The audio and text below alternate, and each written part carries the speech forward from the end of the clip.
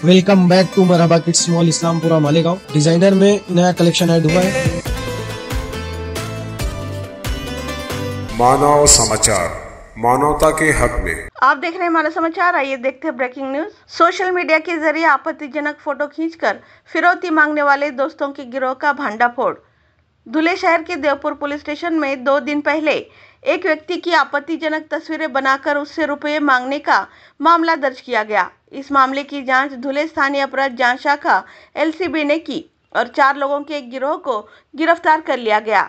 धुले शहर की एक महिला और 4 युवकों ने सोशल मीडिया के जरिए एक व्यक्ति से दोस्ती की, फिर उसे एक निश्चित स्थान पर बुलाकर उसकी आपत्तिजनक तस्वीरें खींची और 12 लाख रुपए की मांग की। पीड़ित ने देवपुर पुलिस स्टेशन में शिकायत दर्ज कराई, जिसके बाद स्थानीय अपराध जांच शाखा ने कार्रवाई करते हुए नंदुरबार से 4 आरोपियों को संबंधित व्यक्ति से पैसे लेते हुए गिरफ्तार कर लिया। अपर पुलिस अधीक्षक किशोर काले ने जानकारी दी है कि सोशल मीडिया के माध्यम से इस प्रकार के धोखाधड़ी मामलों में पीड़ित की पहचान गुप्त रखी जाएगी। धुलिया के अपर पोलीस अधीक्षक किशोर काले की बाईट। दिनांक 12 जानेवारी रोजी देवपूर पोलीस स्टेशनच्या हद्दीमध्ये आमच्याकडे एका फिर्यादीनं फिर्याद दिली की त्याला ब्लॅकमेल करून त्या ठिकाणी एका महिलेनं एका ठिकाणी बोलवलं आणि बोलवल्यानंतर ज्याला आपण सेक्सटॉर्शन म्हणतो, म्हणजे त्या ठिकाणी त्याचे आक्षेपार्ह असे व्हिडिओ किंवा फोटोज काढले गेले आणि त्या फोटोच्या आधारावरती त्या महिलेच्या इतर 4 साथीदारांनी त्या ठिकाणी त्याला 12 लाख रुपयांची मागणी केली आणि त्या मागणीवरून त्याला ब्लॅकमेल केलं जात होतं।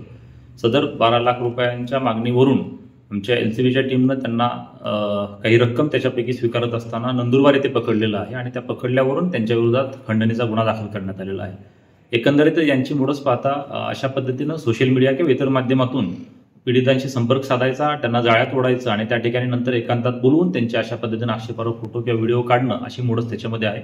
त्यामुळे आम्ही समस्त धुळे जिल्ह्यातील नागरिकांना देखील आवाहन करतो की आपण अशा प्रकारच्या कुठल्याही अपप्रकाराला बळी पडू नका। तसेच जर का दुर्दैवानं अशा पद्धतीनं कुणाला फसवलं गेलं असेल तर त्यांनी देखील आपण समोर यावं।